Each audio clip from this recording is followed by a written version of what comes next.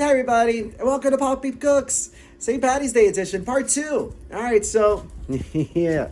So you saw us make the cold cannon, and now we're going to make a shepherd's pie using that cold cannon on top. So much flavor, it should be illegal. It's going to be so good. You like my bow? Yeah? Alright, so keep watching. Thanks. Okay, so to start, you need your big saute pan with some olive oil and your mirepoix. Mirepoix is equal parts carrots, celery, and onions chopped. It's about a cup of each.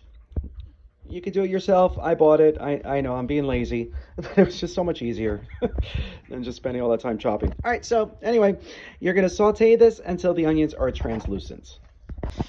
All right, so once your onions are nice and translucent, you're ready for your meat. Shepherd's pie is traditionally made with ground lamb or a nice lean beef. I'm using neither. I'm going to use 1 pound of ground pork, and I'm using 1 pound of 80/20 ground beef. Lulu, it'll still be good, I promise you. All right, so now you're gonna brown your meat, all right? It'll be good, I promise. I promise. Oh, she's such a critic. All right, so when your meat is about halfway there, you're gonna wanna add 2 tablespoons of tomato paste and mix that in. Okay, once your tomato paste is mixed in, you're going to add a couple tablespoons of Worcestershire sauce. Yes, that's how it's pronounced. It's Worcestershire. All right, so get that in there. I said about 2 tablespoons. All right. Now we're going to lower the heat and let this simmer. Okay, so once the meat is kind of cooked, you're going to want to add your final ingredients. I added a 1.5 cups of frozen petite peas and 1 cup of chopped mushrooms. You don't have to add either of these ingredients if you don't want to. We just like mushrooms. The peas really help. The mushrooms I just like, and I had them, so I'm like, might as well. All right, so now we're going to let this simmer for about 20 minutes, 30 minutes to really get those flavors enhanced. Okay, so while it's been cooking, give it a taste. Now's a good time to adjust your seasoning. You're going to want to add a lot of salt. I added a little bit of onion salt too, some fresh ground pepper, and some garlic. Because, you know, I'm Italian. I like garlic. So I put garlic in everything. Except my coffee. But everything else, yes. All right, so we're going to let this cook for a few more minutes. All right, so now that's been cooking. It cooked for about a half hour. Lolo, it's cooking. It's cooking. All right, you can see all this beautiful fat. You don't really want the fat in there, but it adds so much flavor because you want this kind of lean. So what we're going to do is we're going to add about a 1/4 cup of flour. What this is going to do is just bind this all up and make it nice and thick. All right, so we're going to mix that in. Okay, so once the flour is all mixed in, you're going to see how nice and thick it got. All right, but if you try to taste this now, it's going to taste like flour. So you're going to need to cook out that flour taste. So you want to cook this for about another 15 minutes. All right? Smells so good. This is cooking so nice. Where's Lulu? Lulu? Oh, hello, Lulu.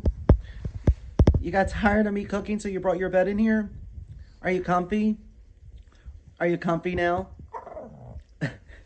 And tired and bored? I never said cooking is fast, Lulu. It takes time. It takes time. Okay? All right, so why don't you just lay down and make yourself nice and comfy, okay? All right. I'll just keep cooking. Unbelievable. So 15 minutes later, it's done. I tasted it. You know, taste that flour. Adjusted the seasoning again. Add a little bit more salt, a little bit more garlic, because I love garlic. All right. So now what you could do is take this off the heat, let it cool, and refrigerate it overnight. These flavors actually really develop well if you let it sit overnight. Give it like 24 hours. But I made no other plans for dinner tonight, so this is it. So I'm going to get this into a baking dish. Okay, so I spread this evenly into my baking dish, and now I'm going to top it with that beautiful cold cannon we made. Oh, it's going to be so good. Lulu, it's still got to cook. It's still got to cook. I thought you were using your bed. Can't you just use your bed? All right, so let's top it with the cold cannon. So we evenly spread the cold cannon on top, and you can really see what's in there. You see all the cabbage, the onions, the garlic, the chives. Oh my God, it's so good. All right, so you're gonna put this into a preheated 400-degree oven, just pretty much until the potatoes brown up a little bit, because everything's cooked.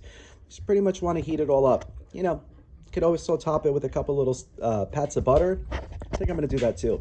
Why not? It's the holidays. All right, so we're going to get the butter on there and into the oven it's going to go. Okay, so we just took it out of the oven. Look at it bubble. You see that? The edge just got nice and brown. I put some butter on top because why not? All right, so we're going to let this cool for a sec before we cut it up. So I just cut the first piece. There it is. Now we're going to taste. Oh, look at that steam. Oh, there's a big chunk of cabbage sticking out. Oh, this is going to be so good.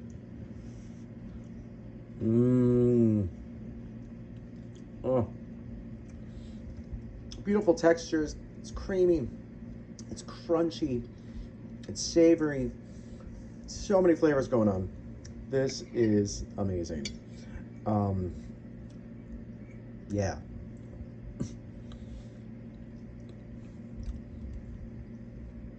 I definitely recommend this one. So if you make this, let us know. Enjoy.